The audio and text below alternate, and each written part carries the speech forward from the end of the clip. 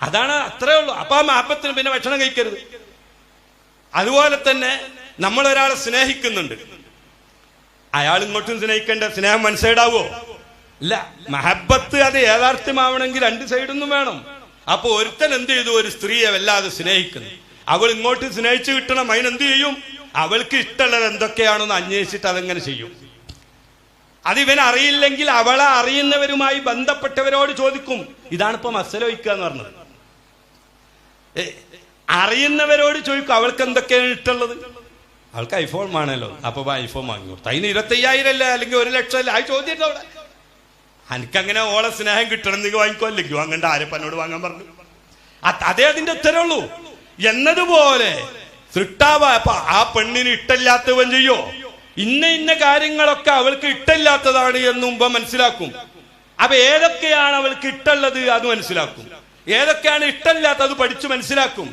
ഇതാണ് ഇംതിസാലു അവാമിരില്ലാഹി വജ്തിനാബു നവാഹി. അള്ളാഹുവിനെ ഇഷ്ടം വെക്കണമെന്നാ പറയുന്നത്. അള്ളാഹിന്റെ ഇഷ്ടം കെട്ടും വേണ്ടേ? വേണമെങ്കിൽ അള്ളാഹുവിന് ഇഷ്ടമുള്ളത് ഏതൊക്കെയാണെന്ന് നമ്മൾ അന്വേഷിക്കണം, അതറിയണോരോട് ചോദിക്കണം, എന്നിട്ട് അത് നടപ്പിലാക്കും. ഏതൊക്കെയാണ് ഇഷ്ടമില്ലാത്തത് അത് മനസ്സിലാക്കും, എന്നിട്ട് അത് ഒഴിവാക്കും. എന്തിന്? ആ പെണ്ണിന്റെ മഹബത്ത് നഷ്ടപ്പെടുമോ എന്നുള്ള പേടി കൊണ്ടാണ് ഇവൻ ഇത് ചെയ്യുന്നത്, മറ്റത് ചെയ്യാതിരിക്കുന്നത്. ഇതാണ് തഖ്വ, പേടി എന്ന് പറഞ്ഞതിന്റെ അർത്ഥം. യഥാർത്ഥത്തിൽ എന്താണ് പേടി? അള്ളാഹുവിന്റെ മഹബത്ത് നമുക്ക് നഷ്ടപ്പെടുമോ എന്നുള്ള പേടി. ഇതാണ് തഖ്വക്ക് പേടി എന്നുള്ളതിന്റെ അർത്ഥം. അല്ലാതെ അള്ളാഹിനെ പേടിക്കലല്ല. അള്ളാഹുവിന്റെ മഹബത്ത് നഷ്ടപ്പെടുമോ എന്നുള്ള പേടി ഉണ്ടാകുമ്പോ തെറ്റുകൾ ചെയ്യൂല, നഷ്ടപ്പെടുമോ എന്നുള്ള പേടി ഉണ്ടാകുമ്പോ വാജിബ് ഒഴിവാക്കൂല. അത് ഇംതിസാലു അവാമിരില്ല. ആ മഹബത്താണ് അള്ളാഹു നോമ്പിലൂടെ അത് നടപ്പാക്കാൻ സർവകർമ്മങ്ങളും. നിസ്കാരം നമ്മുടെ മഹബത്തുണ്ടോ ഇല്ലേ എന്ന് പരീക്ഷിക്കാനാണ്. സുബഹിക്ക് അർദ്ധരാത്രി ഉറങ്ങിയതാണ്, എത്ര വൈകി ഉറങ്ങിയാലും ഹയ്യാലസ്സലാ. അപ്പൊ അള്ളാഹിനെ ഇഷ്ടം വെക്കുന്ന, അള്ളാഹുവിന്റെ മഹബത്ത് വേണമെന്ന് നിർബന്ധമുള്ള മനുഷ്യനാണോ എത്ര ആരും എണീക്കും.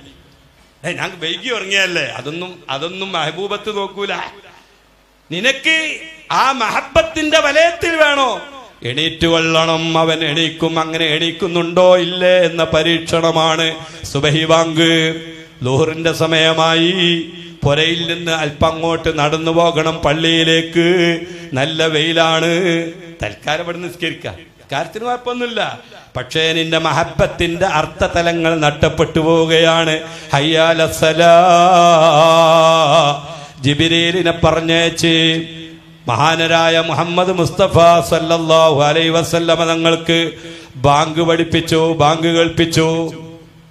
അതിന്റെ മുമ്പ് പലരും സ്വപ്നം കണ്ടിട്ടുണ്ടെങ്കിലും അതും വഹിയിലൂടെ ലഭിച്ച ബാങ്കാണ്. വിളിക്കണം എന്റെ അടിയാറുകളെ, എന്റെ അടിമകളെ, ഹയ്യാലസ്സലാ. വിളിക്കാൻ മെഹബൂബ് പറഞ്ഞതാണ്. ആ മെഹബൂബ് വിളിച്ചപ്പോ ഫോൺ എടുക്കണില്ലേ? എന്റെ മഹബത്തില്ല. നീ ഹുബ് വെക്കുന്ന ഒരാൾ ഫോൺ എടുക്കുകയാണെങ്കിൽ അടിക്കുകയാണെങ്കിൽ എടുക്കുവോ? ഇല്ലേ? ചൂടാൻ നോക്കുവോ? ഇല്ല. അതാണ് ബാങ്ക്. സങ്കല്പിച്ചു കൊള്ളണം. ഇതാണ് മഹബത്തിന്റെ തലങ്ങൾ എന്ന് പറയുന്നത്. ഏത് ഇബാദത്തും അങ്ങനെ ഒരു വിധാനത്തിലേക്ക് നമ്മൾ ഉയർന്നു കഴിഞ്ഞാൽ പിന്നെ നമുക്ക് അമല് ചെയ്യുന്നതിനൊന്നും യാതൊരു എക്സ്ക്യൂസും ഉണ്ടാവില്ല. അവിടെ എങ്ങനെയല്ല, അങ്ങനെയല്ല, ചോദ്യമില്ല.